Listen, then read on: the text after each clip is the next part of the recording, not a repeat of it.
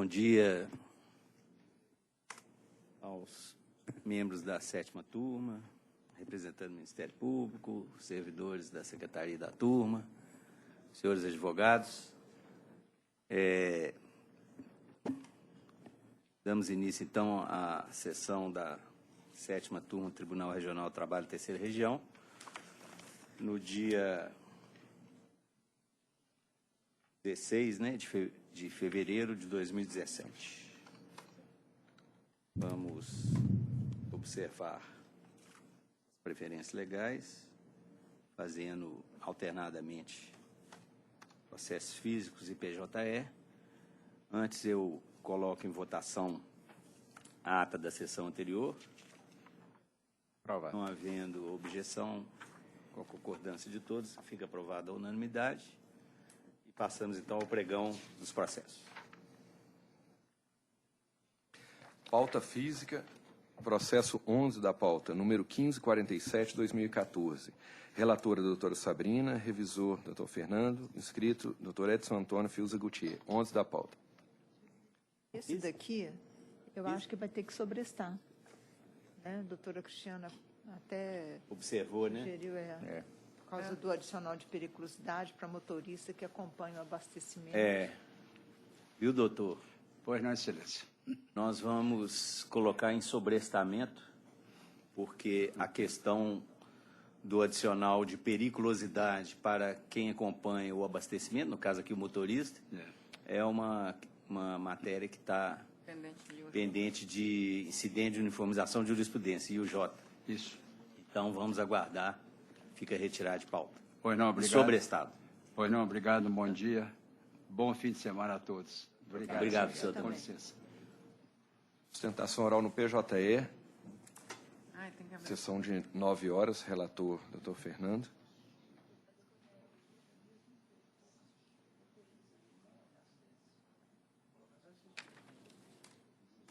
Qual o número? Processo 10.736. É o 20 da pauta. Inscrito advogado Cláudio Augusto Figueiredo. 20 da pauta.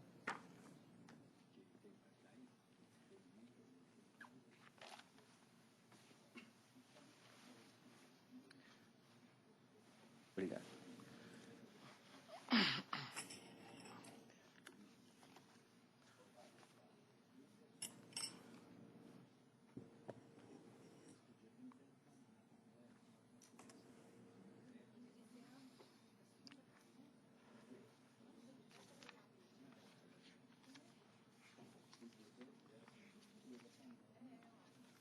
Doutor Cláudio, eu vou ler a conclusão e lhe passo a palavra. Pois não. Eu conheço dos recursos, no mérito, nego provimento ao da reclamada e dou provimento parcial ao do reclamante para acrescer a condenação às horas extras pela supressão do intervalo intrajornada, com os reflexos em RSR, férias mais um terço, 10º salário e FGTS. As parcelas têm natureza remuneratória para fins previdenciários, exceto reflexo em férias indenizadas proporcionais com o terço no FGTS, mantido o valor da condenação. Com a palavra. Eu aguardaria, excelência, eventual voto divergente. Tá. Bom, não foi encaminhado aqui, não. Estou de acordo. Os pares confirmam a votação antecipada. Então, assim se decide a unanimidade. Bom dia, obrigado. Bom dia. Na mesma sala, o processo 30 da pauta, número 11.469. Inscrito advogado João Marcos Grossi Lobo Martins. 30 da pauta. Na mesma sala? Mesma sala. Só um minutinho que eu vou ter que fazer uma observação aqui. Qual que é o número, Gilberto? 11? É o 11.469. Vou pegar minha pauta.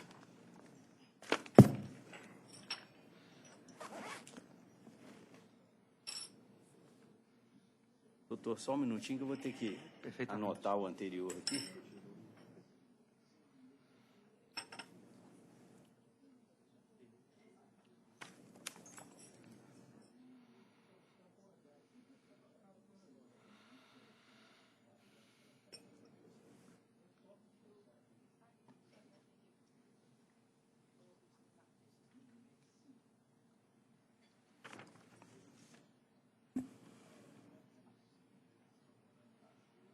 Né?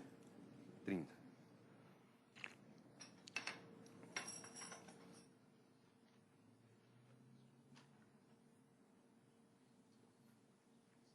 Bom, eu vou ler a conclusão, então. O senhor vai falar por quem? Pela recorrente e reclamada. Tá. Eu estou... São 2 recursos, eu estou conhecendo de ambos e negando provimento a ambos. Com a palavra. Muito bom dia, senhor presidente, demais componentes dessa egrégia turma.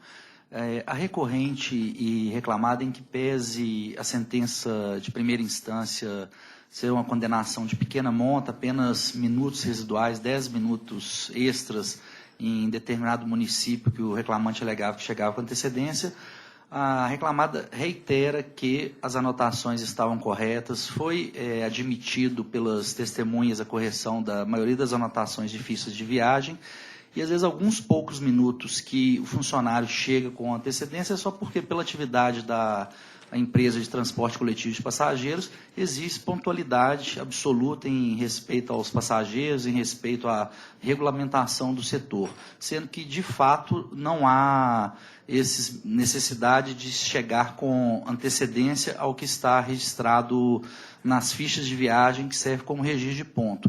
Tanto que esse registro de viagem tem sempre 20 minutos de antecedência ao efetivo início das viagens. Então, a recorrente reitera, mais uma vez relembrando, em que pese a pequena monta aí das verbas e parcelas deferidas, aí, mas por ser questão de direito, aí reitera suas razões de recurso. Tá, bom, é um ponto em que as duas partes recorreram, né? A reclamada pretendendo extirpar essa condenação que foi residual e o reclamante pretendendo aumentar. Eu estou mantendo a sentença, eu faço aqui uma reavaliação da prova, entendi que a prova testemunhal demonstrou esses minutos a mais, não anotados, que a reclamada, por outro lado, não indicava o quantitativo de horas trabalhadas bimestralmente, nem aquelas excedências destinadas à compensação, na forma determinada pelas CCTs, pelo que eu verifico a justeza da sentença e, por isso, eu nego provimento a ambos os recursos. Como votam os demais? Compõe, Vossa Excelência. Estou de acordo. Então, assim se decide a unanimidade. Muito obrigado, presidente. Bom dia. Sessão da desembargadora Cristiana, de 9 e 5.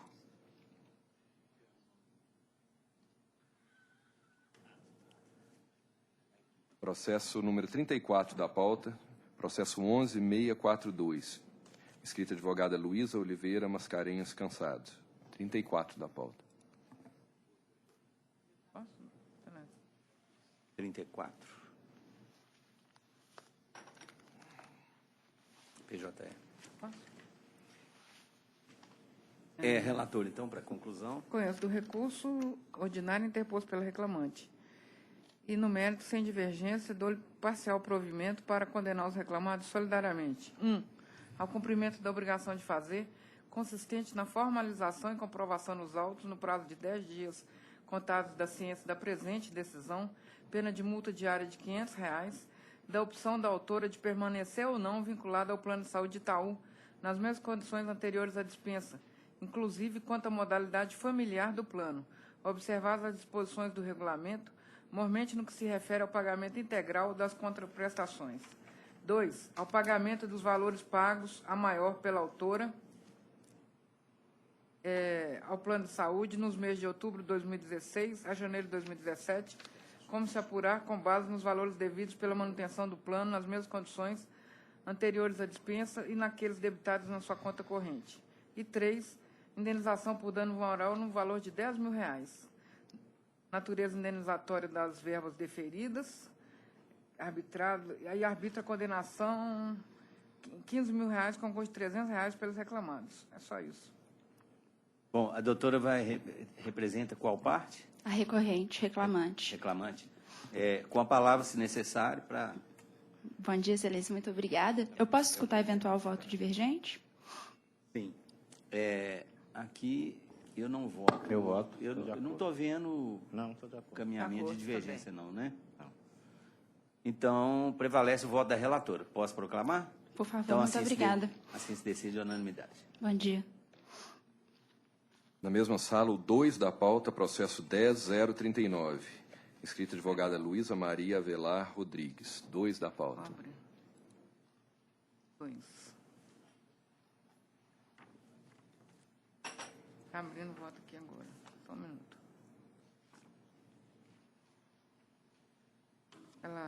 Pela recorrente, né? Sim.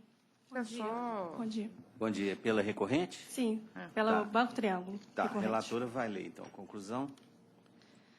Eu conheço e, exercendo o juízo de retratação, altero o posicionamento anterior para alinhar-me ao entendimento pacificado pelo TST e determinar a adoção do divisor 180 em todo período contratual, ratificando o acórdão de D42427D1 quanto às demais matérias já discutidas. Só isso. Bom, é juízo de retratação para aplicação do Do divisor. Do divisor Do divisor. 180. que houve um incidente lá. Quer manifestar? Acho que é favorável, né? Isso. É Favorável. Só isso a matéria. Não, então tá bom. Obrigada, bom dia. Bom dia. Os outros estão acompanhando, assim se decide a unanimidade.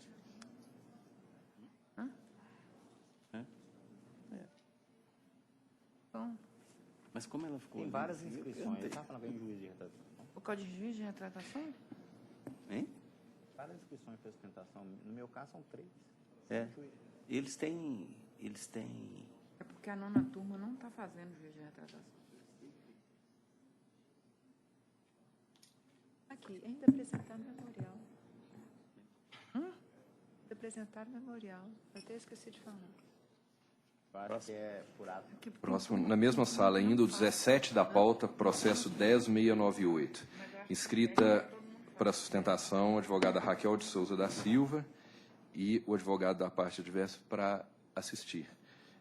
17 da pauta, processo 10.698. Vai sustentar, não?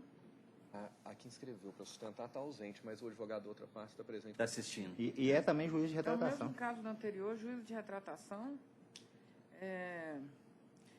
conheço e altero o posicionamento anterior para alinhar o entendimento pacificado pelo TST, determinar a adoção do divisor 180 em todo período contratual, ratificando o acordo quanto às demais matérias discutidas. É isso. Então, os demais acompanham, né? Assim se decide a unanimidade. Sala de 9 e 8, relatoria do Dr. Kleber. O processo 28 da pauta, número 10556. Inscrita a advogada Raquel de Souza da Silva, ausente, e o advogado da outra parte para assistir. 10556. É a mesma coisa. 556. É. É a mesma coisa, É né? retratação, provimento parcial, recurso do banco para determinar que seja observado o divisor 180 e 220 para a jornada normal de 6 e 8 horas, respectivamente. Bom, então, também aqui não há manifestação divergente, aliás, nem poderia, porque estamos cumprindo a uniformização determinada pelo TST, de acordo com o precedente editado. Então, assim se decide a unanimidade. Na mesma sala, o 55 da pauta, processo 11.525. Inscritos os mesmos advogados. 11. Mesma hipótese Também é só a questão do divisor e eu estou adequando a decisão ao precedente estabelecido. Assim se decide a unanimidade. Mesma sala, o 23 da pauta, processo 10.480. Inscrita advogada Luísa Oliveira Mascarenhas Cansado. 23 da pauta. 3. Não, esse não. O 23 não. Não, esse não é não. Pela reclamante, né? Pelo reclamante, sim. Tá. O relator vai ler a conclusão. Conheço dos recursos no mérito do provimento parcial a ambos para condenar o reclamado ao pagamento da 7ª e 8ª horas como extras, acrescido adicional legal e reflexos nas parcelas aqui discriminadas, com o divisor 180 para a jornada de 6 horas e 220 para a jornada de 8 horas.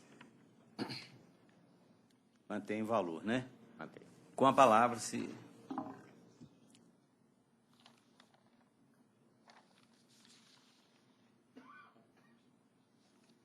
Excelência, nesse caso, eu vou pedir para escutar eventual voto divergente também. Tá. Parece que não tem Não apresentado, recebi. né? Estou acompanhando. Doutora Sabrina está de Era só acordo, eu questão também de estou de caso de acordo. confiança, né? Prevalece, então, o voto relator unanimidade. Muito obrigada, bom dia. Bom dia. Mesma sala, o 9 da pauta, processo 10.312. Inscrito o advogado Matheus Augusto de Oliveira Reis. 9 da pauta. 9.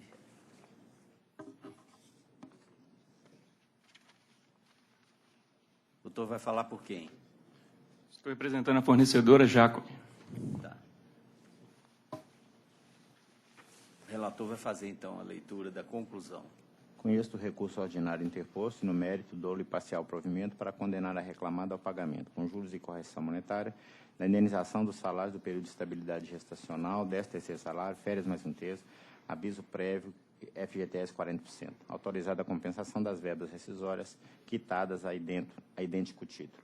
Arbitra a condenação, valor de R$10.000, com custo no importe de R$200 pela reclamada, invertidos os ônus da sucumbência.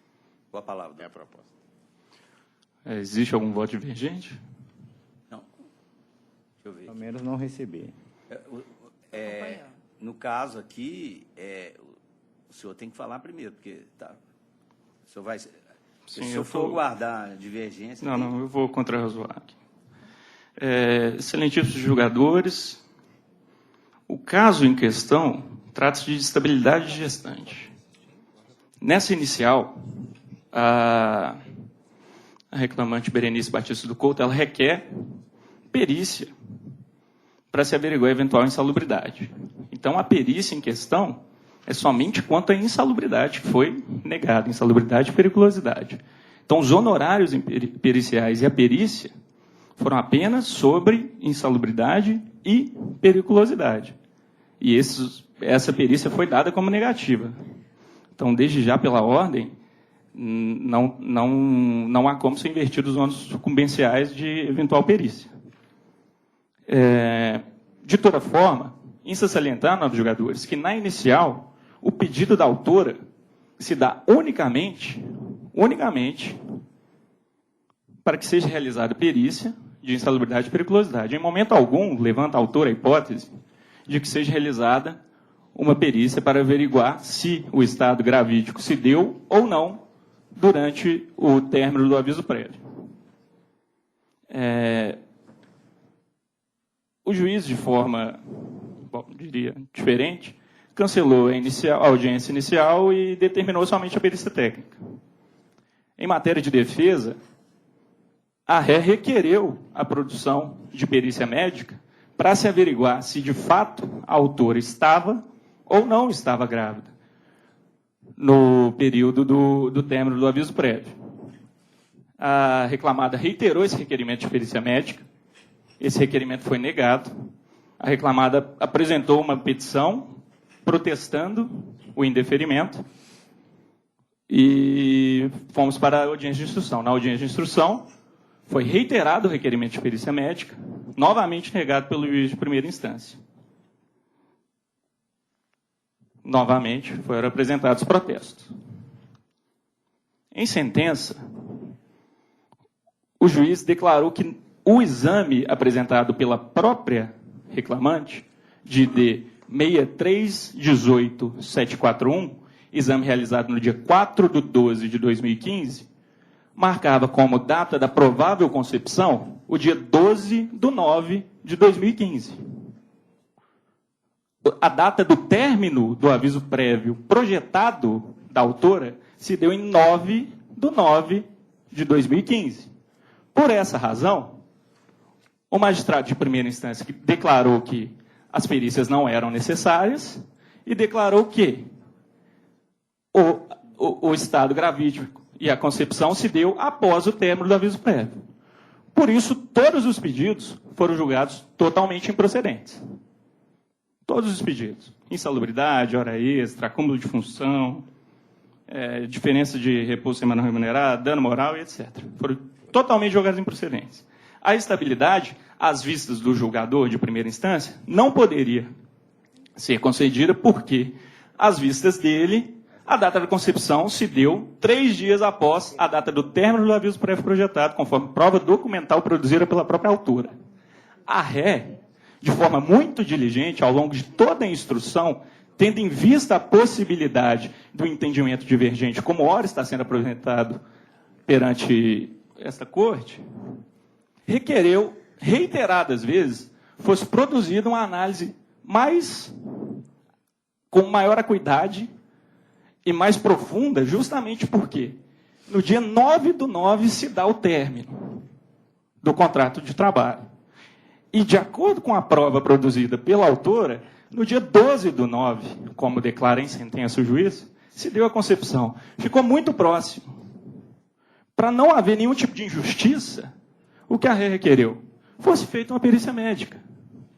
Fosse feita uma perícia médica para que não houvesse nenhum tipo de injustiça, para que se fosse constatado se de fato houve concepção durante o curso do aviso prévio ou não. A questão era simples. Mas o juízo de primeira instância julgou desnecessário, alegando que a prova documental produzida nos autos era clara e expressa no sentido de que a estabilidade se deu em momento posterior. No RO, excelências, a tese de estabilidade da autora simplesmente alega que são necessários maiores exames para a realização de novos exames, para que seja refeita a instrução de forma mais detalhada, e depois discute a questão de má-fé processual, que o juiz alegou sobre o fato dela ter demorado tanto tempo para entrar com a ação, e pelo fato dela não ter comunicado em momento algum que estava, de fato, grávida, que ela só veio, depois de mais de 6 meses, informar diante a justiça, em momento algum foi fisicamente até a ré, informar do seu estado gravídico. De toda forma, a própria autora vem, em sede de recurso ordinário, requerer seja produzida uma prova médica, pericial, para analisar se, de fato, ela estava ou não grávida no seu aviso prévio.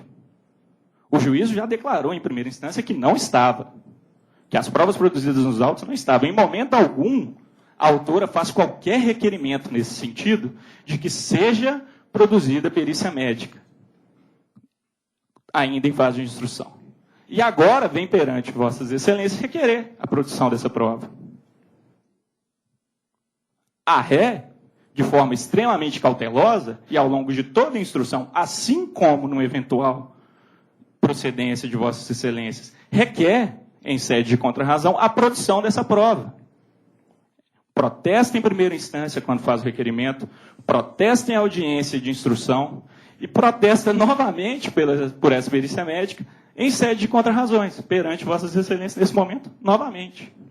Se para Vossas Excelências existe alguma dúvida relativa ao estado gravídico, porque para o juiz de primeira instância não havia nenhuma. Estava claro, e assim como as provas produzidas nos autos são claras, no sentido de que não está. Mas, pela via das dúvidas, a ré vem aqui novamente requerer seja aberta a fase de instrução para que seja feita a perícia médica, para que se possa avaliar. Porque nós estamos falando de um aviso prévio que teve o término no dia 9/9, exame médico de ID 6318741, que declara que a data da concepção foi no dia 12/9.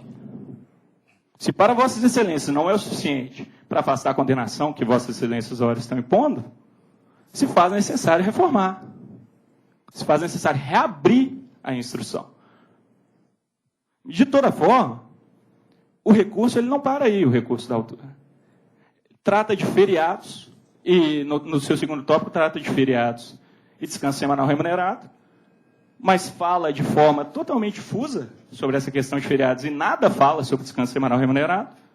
E, por arrepio desse órgão procurador, tem um tópico sobre multa convencional e horas extras, e que nada fala nem de multa convencional, nem de horas extras. Vem falar de ônus de provas sobre questão de estabilidade. Nobres julgadores, o recurso, no segundo parágrafo da página 9, em seu ID CB3318D, ele chega ao absurdo de falar que foi ouvida uma testemunha da ré e que a testemunha da ré, com o depoimento pessoal do preposto, não se encaixam de forma que nós estamos tentando ludibriar o douto juízo. Em instrução não foi ouvido ninguém. Não foi ouvido ninguém. Não teve produção de prova oral nenhuma. A prova foi exclusivamente documental. O que se vê é um recurso totalmente desconexo. Totalmente desconexo com o atual processo. Doutor, peço para concluir, por favor, o tempo está encerrado. Então, nobres jogadores, sendo claro e patente que as provas produzidas nos autos são no sentido de que a data provável de concepção se deu em momento posterior ao término do aviso prévio, a gente requer seja mantida a sentença de primeiro grau. Caso Vossas Excelências não entendam dessa maneira, a ré vem reiterar mais uma vez, como fez ao longo de toda a fase instrutória, para que seja reaberta a instrução e produzida a prova pericial médica, para se avaliar com acuidade se de fato estava ou não grávida, autor ao termo do seu aviso prévio. Porque, de acordo com as provas aqui produzidas... Doutor, eu vou ter que encerrar. Sem mais, Excelência. Com a palavra, relator. Com relação, só esclarecer o último tópico, feriados laborados e multa normativa e hora extra, o recurso não foi provido. A questão ficou limitada à questão da estabilidade. Esclarecer também que não há recurso da reclamada quanto no que se refere ao indeferimento da prova pericial. E o exame do processo demonstra que existe uma ultrassonografia de 4/12/2015, que indica a gestação de 12 semanas e 5 dias. Então, isso remete a concepção para 6/9/2015. E durante, portanto, o aviso prévio, porque o aviso prévio foi até 9/9/2015. Então, como existe um exame, uma prova juntada aos autos, suficiente para definir a data da concepção, por essa razão, eu mantenho o voto no sentido de reconhecer que ela foi dispensada estando grávida. Minha proposta fica mantida. A segunda votante, juíza Sabrina. Em vista da documentação dos exames constantes nos autos, a gente não pode ir contra. Não adianta uma perícia. Tem um exame aqui nos autos falando que ela estava grávida, a concepção foi no dia 6/9. Então, eu mantenho a estabilidade.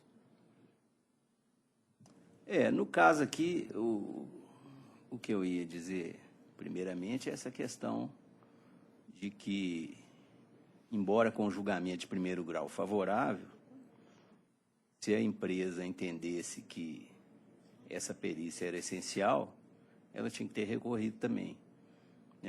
Ela não pode pedir o retorno dos autos para reabertura da instrução pela sustentação oral, nem pelas contrarrazões.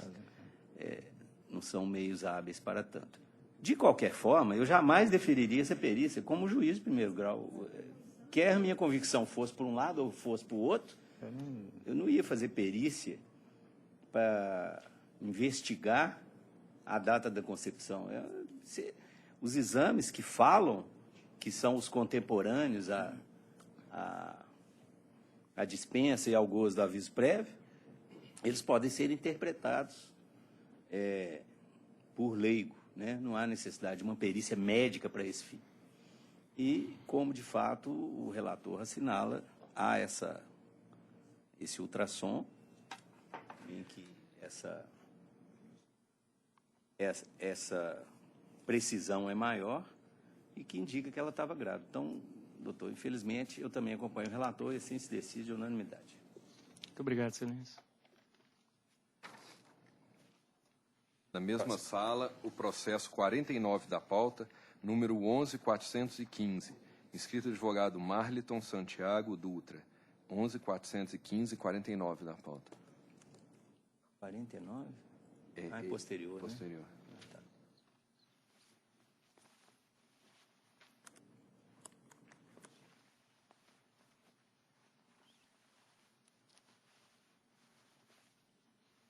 Doutor, vai falar por quem? Estou falando pela reclamada, Excelência. Reclamada, né? O relator, então, pode ler a conclusão.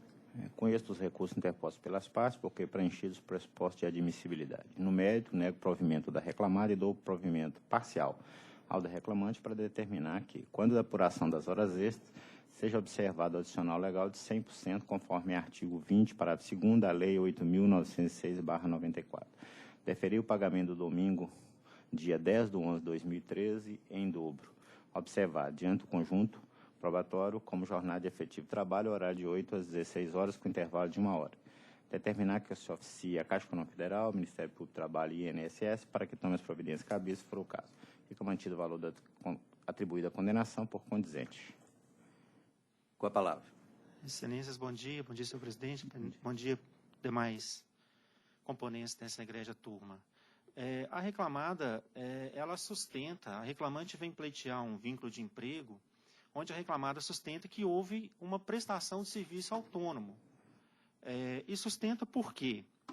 A reclamante confessou em audiência que ela possuía um escritório próprio, e, na realidade, ela prestou serviço, ela não abandonou o escritório dela para virar uma empregada do escritório. Ela prestava serviço para a reclamada, a gente não nega essa prestação de serviço, no entanto, essa prestação de serviço ocorreu de forma autônoma, e não com vínculo empregatício. Tanto é que a própria testemunha da reclamante, em audiência, ele disse que acredita que não tinha subordinação, que ela não era subordinação a nenhum empregado, a nenhum sócio da reclamada. A gente entende que, diante disso, não ficou caracterizada um dos requisitos, que é a subordinação. Ela confessou que ela tinha os clientes dela, que ela atendia clientes aos sábados. O horário dela era livre, porque tanto ela saía de audiências, à tarde ela poderia ir embora. Isso ficou caracterizado nos autos. No mais, essa questão também que ela disse que ela tinha um escritório e que ela atendia seus clientes, entendendo a reclamar que não ficou caracterizado a subordinação. E mesmo assim, na eventualidade dessa egrégia turma entender pela permanência do vínculo, esse vínculo ele só pode ter ocorrido de forma exclusiva. Não tem como ela não ser de forma exclusiva. Até mesmo porque ela disse que atendia aos seus clientes aos sábados. E ela iniciava a sua jornada às 9h, ia para a audiência ou para o escritório, e encerrava-se à tarde, às 17, 18 horas. Então, a gente sustenta que, na eventualidade de se permanecer o vínculo, que não seja aplicada a Lei 8.906 no que diz respeito a 4 horas, e sim que seja reconhecida a exclusividade. E, no mais, quanto às horas extras do sábado, a própria reclamante confessou em depoimento que ela fazia MBA aos sábados. Então, não tinha como. Como que ela trabalhava aos sábados se ela fazia MBA aos sábados? Aí a gente sustenta, então, que, na eventualidade, se permanecer esse vínculo, que seja declarado como exclusividade. Obrigado pela atenção. Relator. Aqui envolve essa situação de advogados prestando serviço a determinados escritórios. O exame da prova oral e documental indica no sentido da ausência da autonomia. Nesse sentido, por exemplo, a testemunha que o réu arrolou diz que hoje todos que prestam serviço nessa condição são empregados, registram jornada, inclusive através de ponto biométrico. E alguns e-mails que vieram com a inicial demonstram que havia cobrança direta da reclamante, que poderia passar, e que ela estava sujeita, inclusive, a um sistema de promoção e premiação. Ou seja, se ela estava sujeita a sistema de promoção, premiação de advogados, fica difícil dizer que ela era autônoma. Com relação à exclusividade, o problema é o contrato firmado entre as partes, de forma expressa, afasta a dedicação exclusiva. Então, tendo em vista essa disposição contratual, não há que se falar em dedicação exclusiva nesse caso, que ela foi expressamente afastada. Só mencionando que o fato de não haver exclusividade não afasta por si só a possibilidade do reconhecimento da relação de emprego. Então, fica mantida a minha proposta de voto, estabelecida à luz do exame da prova constante dos ônus. Juiz Sabrina.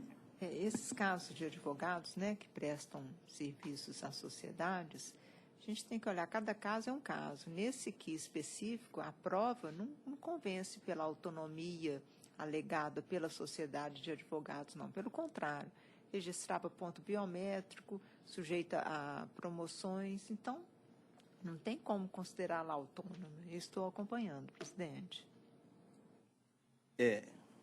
Eu, inclusive, acrescento que o próprio episódio do Tauá, né? do Tauá demonstra aqui que havia subordinação.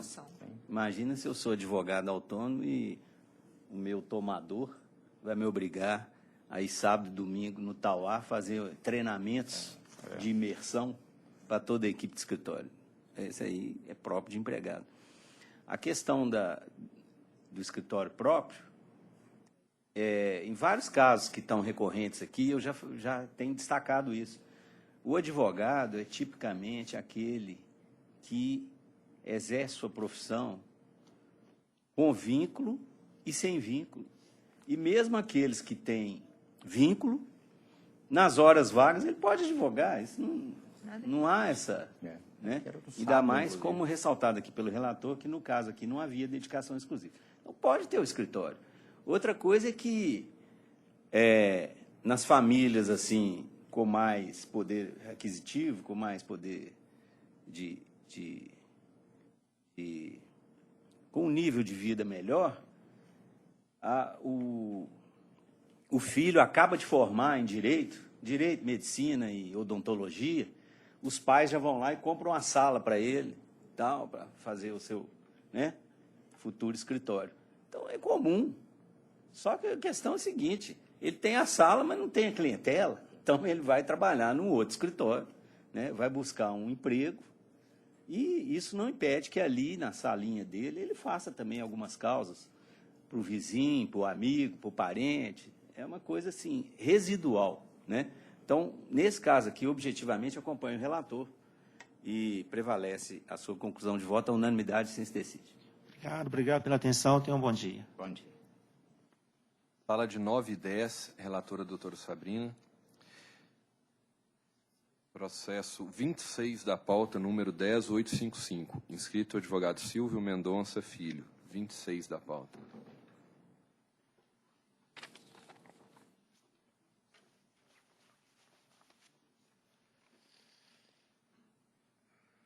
Falar o seguinte, no anterior, quando ele falou ali negócio da sucumbência pericial, talvez seja... não teve, não? Ah, tá. Porque a discussão era... Ele queria perícia. Ele queria, né? Não, a de periculosidade. Teve isso.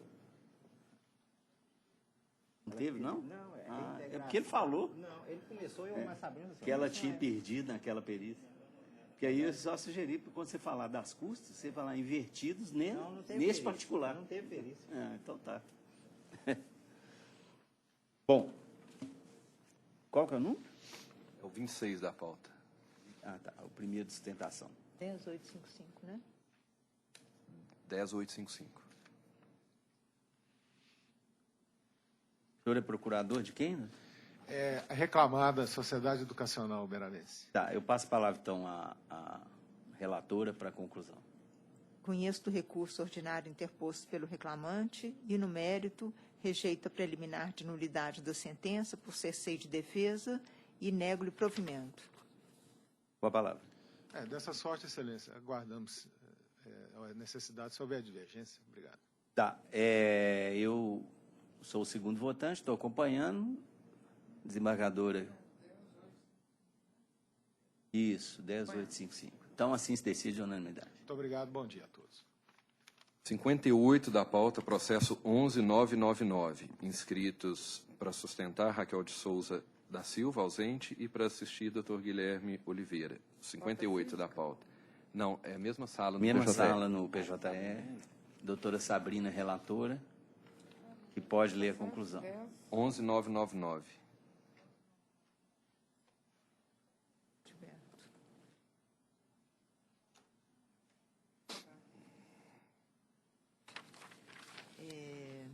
Conheço do recurso interposto pelo réu, à exceção do tópico atinente à justiça gratuita à autora, por ausência de interesse recursal.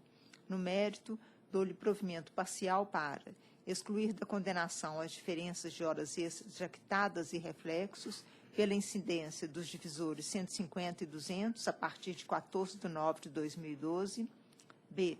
Determinar que aplica-se ao caso a regra estabelecida pela MP 449 de 2008 e, desta feita, as contribuições previdenciárias deverão ser calculadas com base no regime de competência, observado o critério previsto na súmula 45 deste Tribunal da Terceira Região, ficando autorizada a dedução da cota-parte da reclamante de seu crédito. Conheço do recurso interposto pela autora e, no mérito, nego-lhe provimento. Nesse caso aqui, só tem um reparo. Não é nesse, não. Desculpa. Eu estou de acordo. Desembargadora? Então, assim se decide unanimidade. Na mesma sala, o 34 da pauta, processo 10959. Inscrito o advogado Hermeraldo Andrade. 34 da pauta.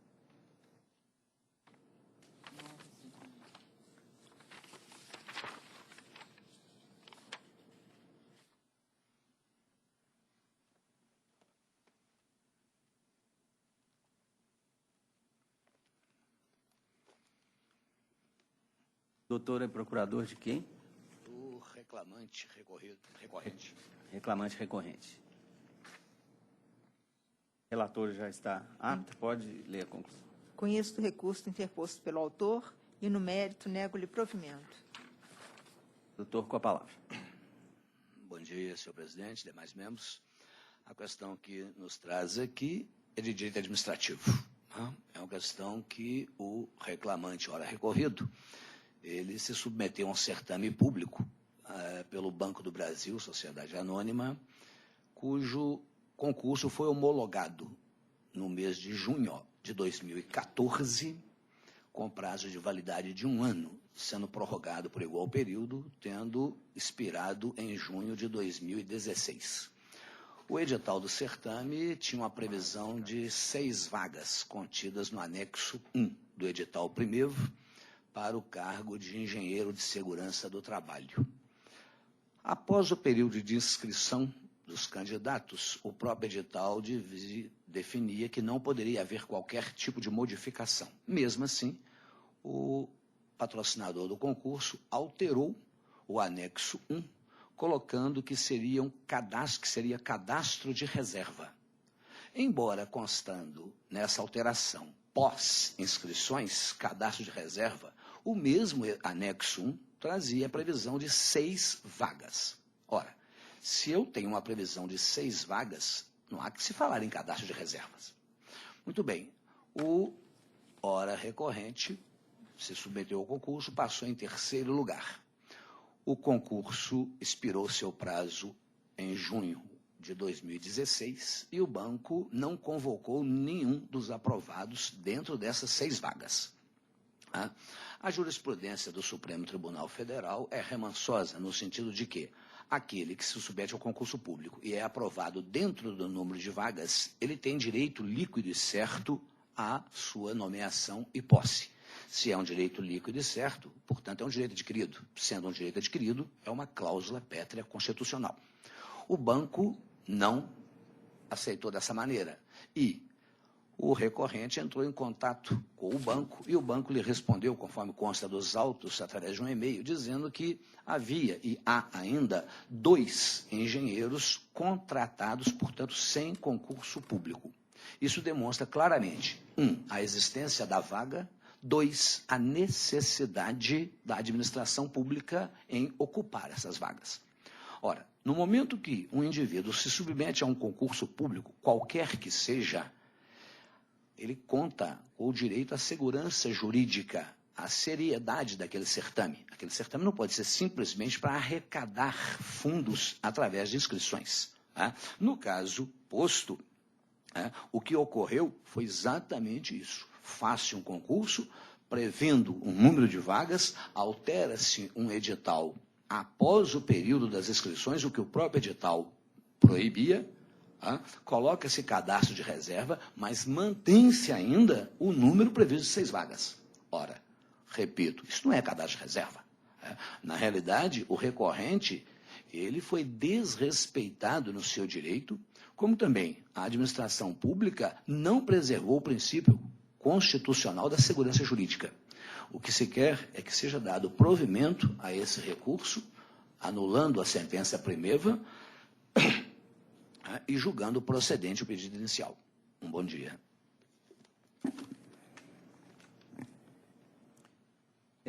Relatora, quer fazer algum comentário? Aqui, presidente, é um caso reincidente, inclusive a nossa turma já julgou casos idênticos a este, e o próprio preâmbulo do edital, ele foi bem explícito quanto à realização do concurso, que era para formação de cadastro reserva. Então, eu entendo, como o julgamento anterior, que o reclamante ele possui apenas a expectativa, não o direito. Não vislumbrei nenhuma conduta abusiva do banco e estou mantendo meu voto, presidente.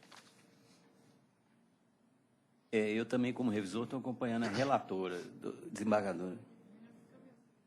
Por causa de outro julgamento meu anterior, Tá. lavrei aqui, mas vou ficar... Tem alguns casos da Caixa que a gente tem julgado, mas nesse caso aqui eu entendi que ali realmente era o cadastro de reserva mesmo, composto de 6, mas seria um cadastro de reserva. Ele passou em terceiro, mas é Bom, cadastro de reserva. Então fica por maioria vencida a desembargadora Cristiana Fenelon, prevalecendo por maioria o voto da relatora. Sei, mas eu lancei diferente. Esse decide. Na mesma sala, o 17 da pauta, processo 10596, inscrita advogada Júlia Melo Camargos. 17 da pauta.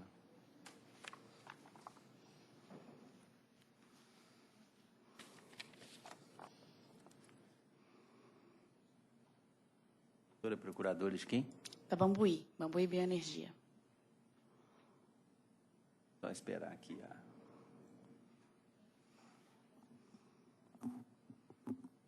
corrente é o reclamante, né? Com a palavra, relatora. Gente, eu conheço do recurso interposto pelo reclamante e, no mérito, nego-lhe provimento. Com a palavra. Excelência, posso aguardar eventual divergência? Divergência. Há uma divergência na questão seria específica, das pausas para descanso. Ok, então vou sustentar. Quer falar ou espera ela manifestar? Não, vou falar. Então pode falar. Excelentíssimo senhor desembargador presidente, o qual eu peço vênia para cumprimentar os demais membros desta colenda turma, ilustre representante do Ministério Público, demais colegas presentes, bom dia. Excelência, eu vou ser breve na minha sustentação, vou me ater apenas ao ponto da eventual divergência, quanto às pausas para descanso da INR 31, onde o reclamante pleiteia aí a aplicação da analogia ao artigo 72 da CLT.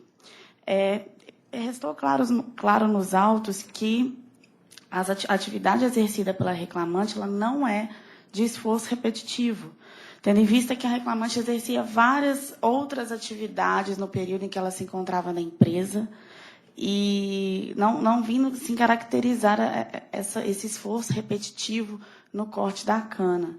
E, além do mais, a reclamada provou nos autos que ela oferecia para o reclamante mais descansos do que aqueles que o próprio reclamante pleiteia. Ela tinha pausas para ginástica, café da manhã, hidratação com soro e medidas durante o período de trabalho que amenizassem todo o esforço que ela tinha durante o dia. É inegável que realmente é uma função que gera um desgaste físico, o corte da cana, mas entende-se que não se aplica essa analogia.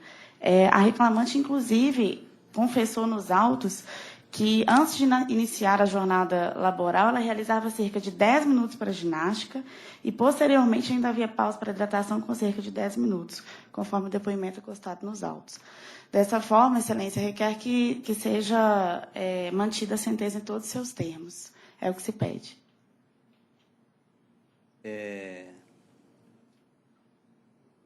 A desembargadora Cristiana nessa linha mesmo, né? A divergência já colocada. Quer fazer algum Comentário? A relatora também Não, eu parece só que é. considerei essa pausa que a empresa dava, o café da manhã que ela tomava, a ginástica laboral. Então, a empresa preocupava, sim, com os seus empregados. Então, é por isso que eu estou mantendo. E pausa ele tinha. Apesar da atividade desgastante e tudo mais, mas ele tinha as pausas para soro, hidratação, ginástica laboral. Eu não deferi. Eu estou acompanhando a relatora por causa da peculiaridade do caso. Embora eu aplicasse, poderia aplicar por analogia o artigo 72 e a ANR, mas num caso em que não tivesse, né, essa observância. Nesse caso específico, como tem essas outras pausas, embora a forma seja um pouco diferente, mas eu estou nesse entendimento e, portanto, vencido parcialmente a desembargadora Cristiana. Só nas pausas.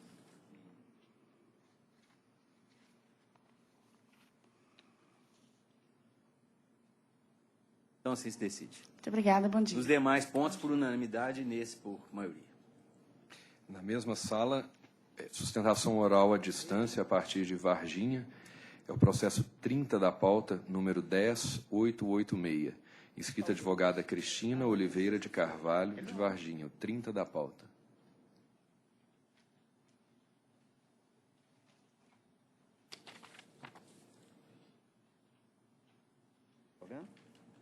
Cristina Oliveira de Carvalho.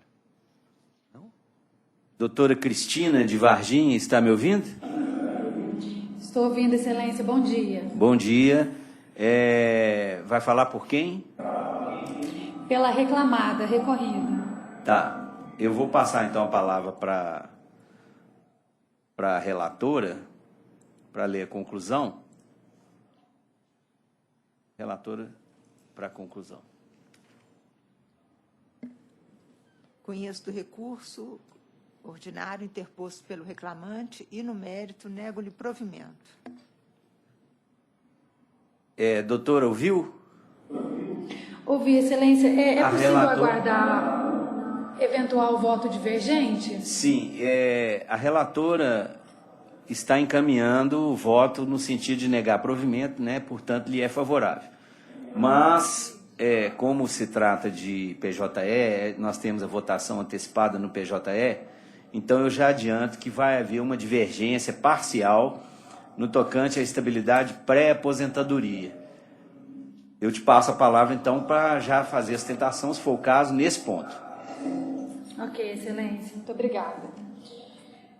Manifesto-me, então, pela recorrida, diante de um recurso ordinário, que, na verdade, o reclamante pleiteia reversão aí em 2 pontos. Eu vou me ater à questão da estabilidade pré-aposentadoria, que é o ponto apresentado aí como eventual divergência.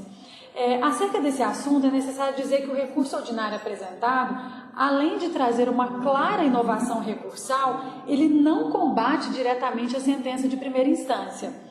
O recorrente, ao ter o pedido indeferido pelo juízo de primeira instância, ele decide, em sede recursal, alegar que não era obrigatória a comunicação à empresa de que estava no período pré-aposentadoria, nos termos aí do que prevê a norma coletiva.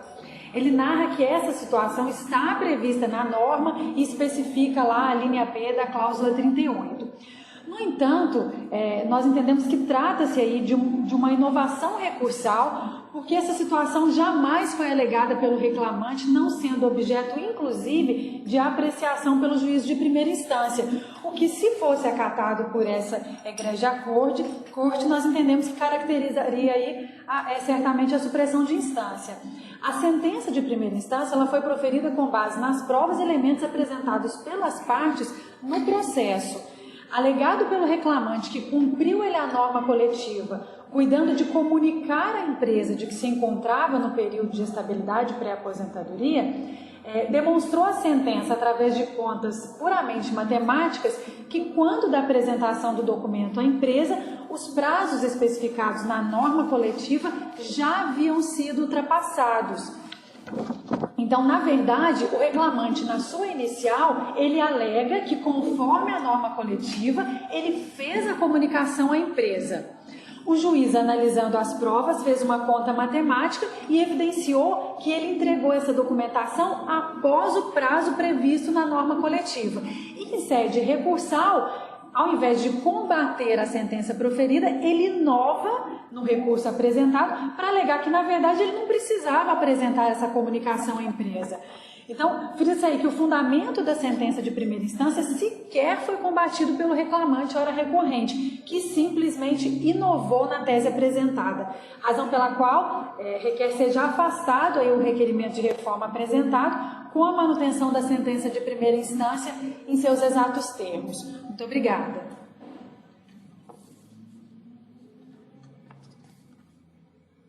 Desembargador Cristiano.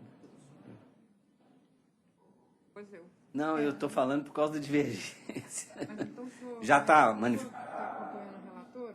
É porque aqui ele deixou Não, eu expirar quero. o prazo, né? Que ele Eu estou tinha querendo que ter debater aqui. Eu respeitado. só estou vendo um detalhe aqui na sentença e já eu Sua falo. última votação. Tá. Eu me baseei no prazo. Ele deixou expirar o prazo? Tem o prazo na convenção coletiva. Respeitada. É o quê? Tem um prazo para ele requerer aposentadoria na convenção coletiva. Ele não requereu. Lá no INSS? Não, na empresa. Não, comunicar, né? Comunicar, exato.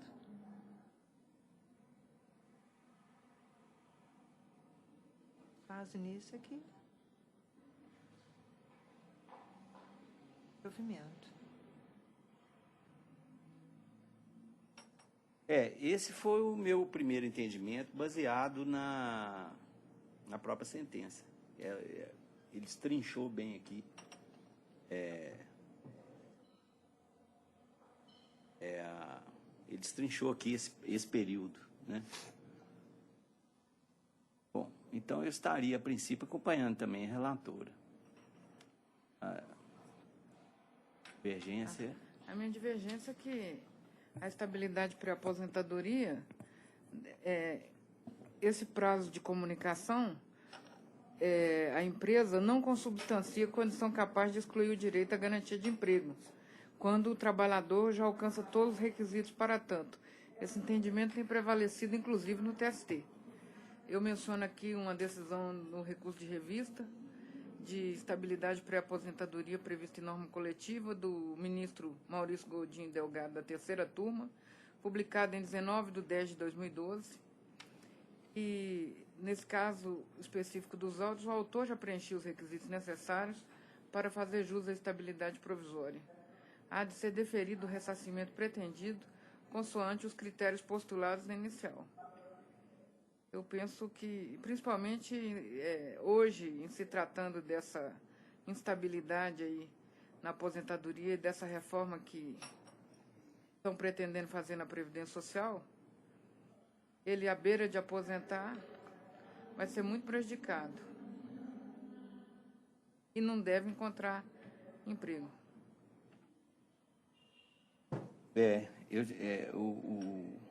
Esse implemento realmente é mais importante do que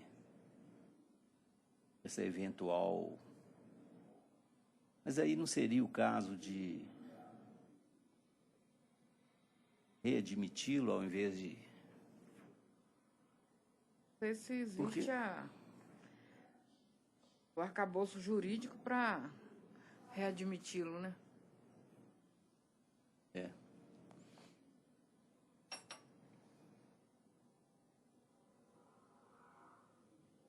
Eu vou, então,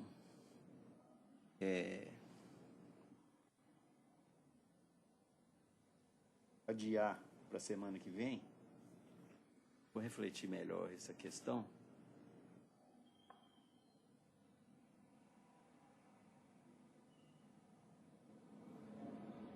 Doutora Cristina, eu vou reavaliar melhor diante dessa divergência e dada a alta indagação dessa questão, eu vou, embora eu estivesse acompanhando a princípio a relatora, mas a divergência também me trouxe uma reflexão, então eu vou adiar para a semana que vem para proferir meu voto definitivo e fazer a proclamação do resultado, tá? Já feita a sustentação oral, no caso aí, pode fazer a conexão para ela assistir, né? Pode ser. O caso fica com preferência e pode fazer a conexão para sua participação, como fez hoje, mas sem a sustentação oral, só para assistir o julgamento final na semana que vem. Pode ser assim? Pode ser assim. Ou prefere aguardar a publicação? Não, eu prefiro assistir. Assistir aí da vara de Varginha, né? Isso. Então tá. Então semana que vem ele fica com preferência, fazemos a conexão e aí pode assistir o julgamento daí, então. Ok, excelente. Obrigado, muito então. obrigada. Até a próxima. Bom dia, bom trabalho a todos. Até. Tem que pensar isso um pouco, realmente. Seguindo na mesma sala, o 52 da pauta, processo 11.433. Inscrita a advogada Bárbara Caselli dos Santos. 52 da pauta. Porque aí seria um prazo decadencial, né?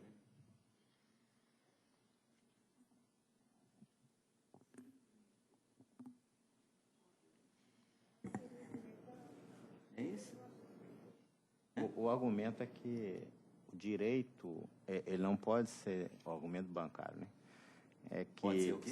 ele não pode ser dispensado se o banco tiver ciência que ele já está em condições de aposentar. Por isso que a convenção coletiva prevê aquele aviso. Claro. Aí existe a outra tese para dizer que... Mas ele avisou. Se ele avisou... Só que o aviso dele não foi estritamente dentro daquele prazo. Tá. Mas o banco tomou conhecimento. E a empresa não tinha condições de saber que ele já estava em vias de aposentar, porque ele já tinha trabalhado em outro lugar Outros lugares, isso antes da isso eu vi. empresa. Então, pela empresa, pelo tempo que ele tinha na empresa, ele não podia aposentar. Então, agora, cabia a ele comunicar. Agora, se a empresa for olhar caso a caso, né, é complicado, é difícil. Qual que é o número? 52 na pauta. Um pouco fora do prazo da convenção. Mas a garantia de emprego aí se sobrepõe. Aspecto formal, né? Agora, então, por que a convenção contém uma cláusula dessa? A convenção é feita por sindicato único. E O agora problema é o sindicato único. É bancário, né? É os sindicatos bancários? Não, é uma empresa, né? Manjos, né? Manjos. Esse não é banco, não. Porque dos bancários também prevê a comunicação. Agora vem esse negócio do acordado prevalece sobre o legislado, um sindicato fraco, assim, um sindicato vendido desse jeito, o empregado que vai sair no prejuízo, mais uma vez. E uma questão também é a seguinte,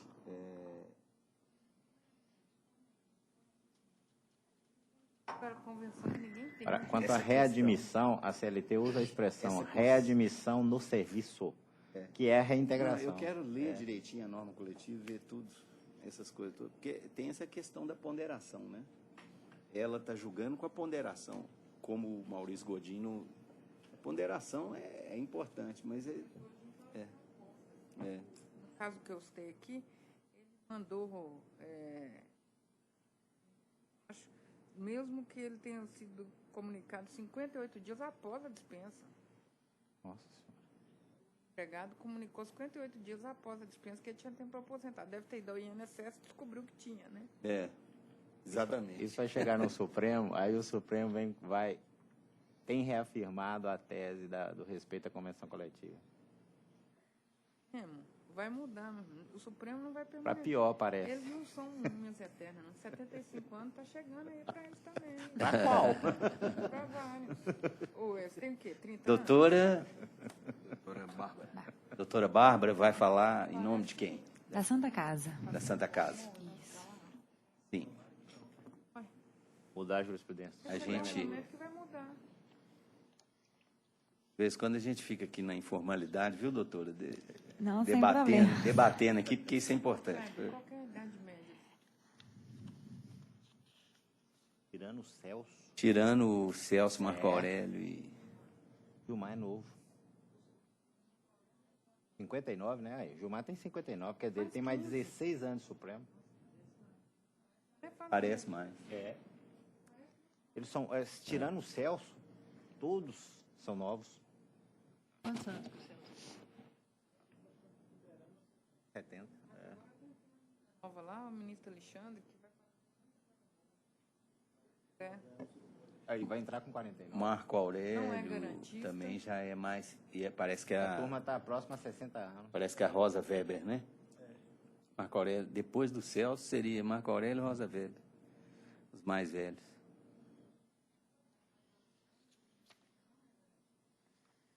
Coisa. Ali. Para melhor, né? Vamos ver. Bom, então, relatora para a conclusão do voto ali da doutora Bárbara. Conheço do recurso ordinário interposto pela reclamante e, no mérito, nego-lhe provimento. Conheço do recurso ordinário interposto pela Santa Casa e, no mérito, dou-lhe parcial provimento para determinar que, na apuração das horas extras decorrentes da ausência de concessão de intervalo intrajornada, deverá ser observada a tolerância de 5 minutos, decotando-se da condenação as supressões que não ultrapassam o referido limite temporal. Deixo de conhecer da tese ventilada em contrarrazões da ré relativamente à suspeição da testemunha Magda Luísa Barbosa, ouvida a rogo da autora, por impróprio meio processual.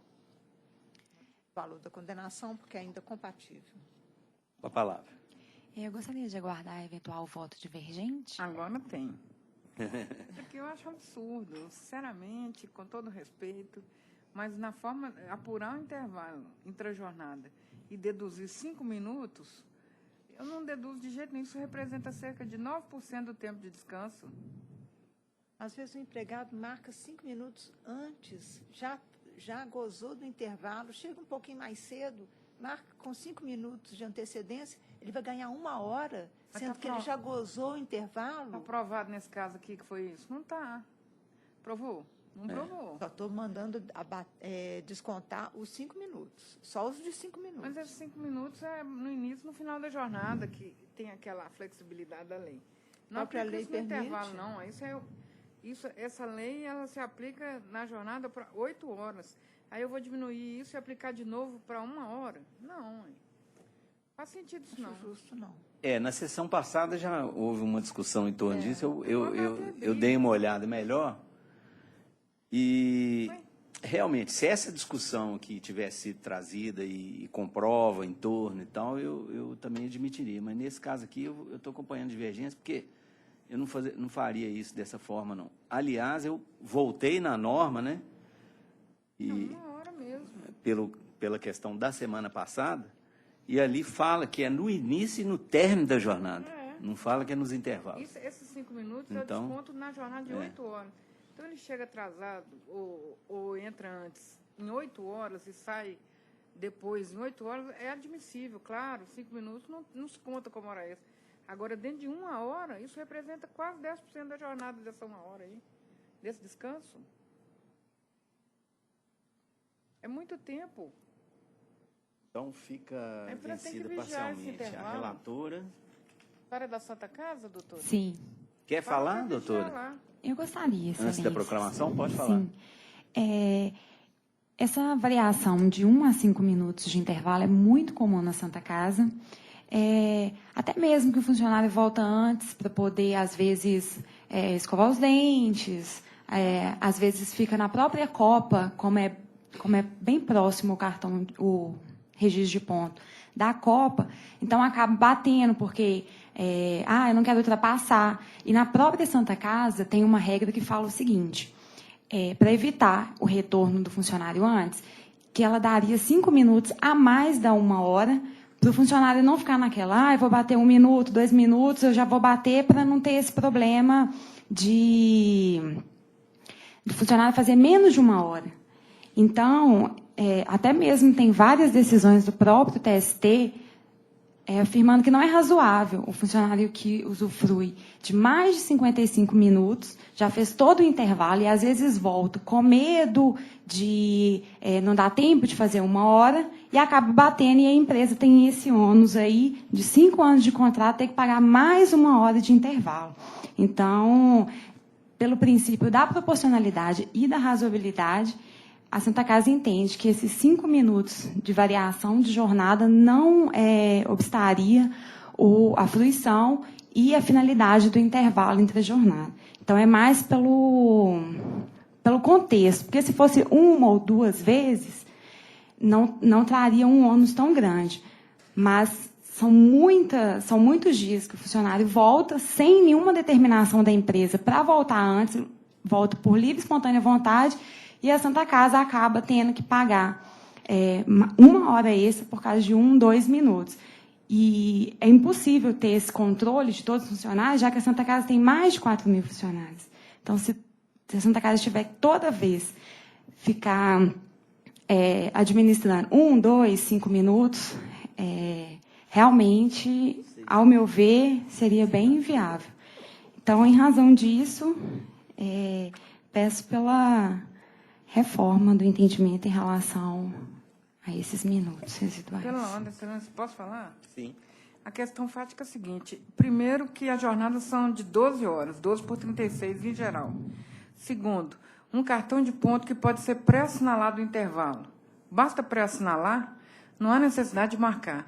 E terceiro, todo mundo sabe que esses hospitais, Ipsen, Santa Casa, questão de técnico de enfermagem, técnico de farmácia, etc., tem vários profissionais lá dentro. Não deve ter o número de relógio de ponto suficiente para marcar, não tem nem para a entrada e para a saída, porque dá fila. Esses 5 minutos de tolerância da lei é por causa das filas que se formam na entrada e na saída. 7 horas da noite e 7 horas da manhã, é uma fila imensa de quem está saindo e quem está chegando. Todo mundo sabe disso. Isso é fato notório. Então, para conseguir marcar o cartão no horário, de entrada e de saída já é difícil. Agora, imagina voltar na hora do intervalo e marcar esse cartão de novo. Não faz sentido. Pré-assinala esse cartão e deixa. E faz a proibição de não cumprimento de 1 hora, como já é feito. Não tem sentido isso. Porque vai ficar na fila de novo para marcar o cartão. Só na fila, quanto tempo fica? Meus argumentos fáticos são esses. Derrubam aí a sustentação, no meu entender, modesto. É que nem a doutora falou, uma instituição, primeiro, como a Santa Casa, com mais de 4.000 funcionários, se a cada 5 minutos ela for pagar 1 hora, pode fechar, vai inviabilizar. Vai inviabilizar o atendimento. Quantos relógios será que ela tem? Vamos ver?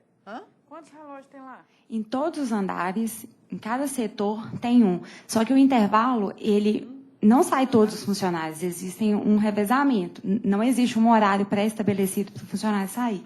Então, uns ficam e outros saem para haver esse revezamento, porque não pode sair todo mundo, senão o paciente fica sem atendimento. Exatamente. Mas quantos saem por horário, mais ou menos? Depende, não tem um horário pré-estabelecido. Pode ser tanto metade quanto outra metade, e é setor. Tá, mas o funcionário, quando chega de manhã, ele bate cartão de ponta onde? Lá em cima, na hora que ele chega? Sim, só que aí, conforme a testemunha... Entrou na Santa Casa, vai pegar... Você já foi visitar alguém na Santa Casa? Você já viu aquele elevador da Santa Casa? Quanto tempo você demora para pegar o elevador da Santa Casa? Meia hora. Vai ganhar hora extra para chegar no local de trabalho e bater o ponto lá. Mas, doutora, aqui o problema não é esse. Tô falando Ele sério. bate lá em cima? Lá em cima. Ele bate no andar que ele for trabalhar. Sabe quanto tempo demora para pegar um elevador na Santa Casa?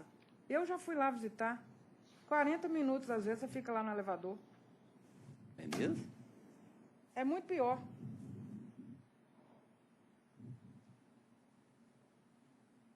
Santa Casa não é tão inocente assim, não.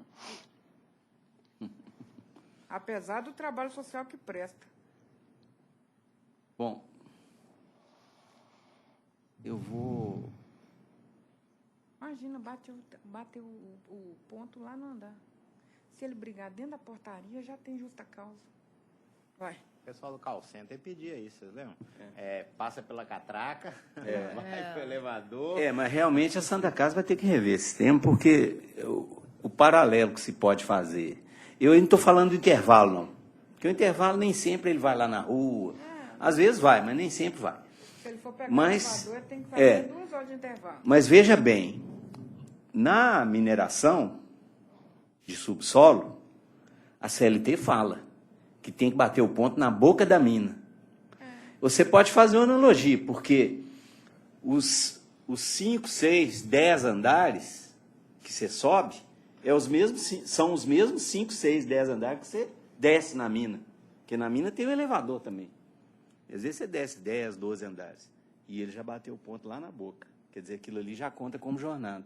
O período que ele está indo para o ponto onde ele vai trabalhar.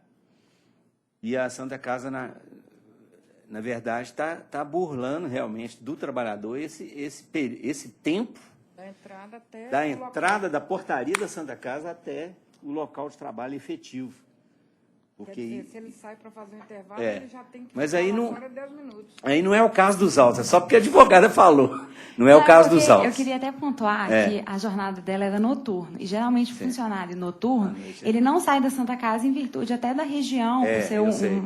Então, assim, Eu sei não porque eu teria dou nem aula. relação. Eu sei porque eu dou aula ali perto. E já aconteceu de eu estar sem carro e não tinha táxi, e eu já pedi táxi 99, né? Uber eu nunca andei, não, mas esses outros de aplicativos, exatamente para não ter que sair do prédio, porque ali realmente é perigoso. Bom,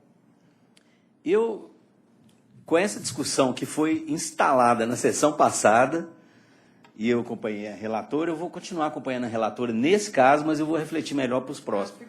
Porque, vencida a desembargadora Cristiana, parcialmente. Porque realmente a CLT, ela fala, eu falei aqui errado, ela não fala 5 minutos só na entrada e na saída, não. Ela fala 5 minutos na jornada. 5 a 10. Então, aí, no caso, eu vou ficar com a relatora, mas eu vou pensar nisso melhor. Porque eu acho que a desembargadora Cristiana tem razão no ponto que o intervalo é um ponto nevrálgico. Mas também, o que a advogada falou me comoveu, que é, assim, por causa de 3 minutos, às vezes, vai pagar 1 hora de intervalo integral como hora extra. Às vezes 3, às vezes 2, às vezes 5. Ela está dando a tolerância até 5. Lembra que a jornada abrange 12 horas. Sim, mas ela está dando no intervalo até 5. No intervalo. Esse até 5 pode ser 1, pode ser 2, pode ser 3, pode ser 4 e pode ser 5. Né? Então, por hora, eu vou manter isso, mas vou pensar melhor. Tá? Agora, isso que a desembargadora Cristiana Fenelon falou é verdade. A legislação permite a pré-assinalação. Esse negócio da Santa Casa exigir aquele pontinho ali na entrada e na saída do intervalo é um pouco exagerado. Numa jornada de 12, talvez ela esteja querendo com isso manter uma certa disciplina, mas ela pode pagar caro por esse excesso de disciplina. Né? Então é uma coisa para se pensar. Mas por hora, então, prevalece o voto da relatora, vencida parcialmente a desembargadora Cristiana, e eu vou refletir melhor sobre isso. Vamos ver. Ok, agradeço a todos. Bom dia, bom trabalho.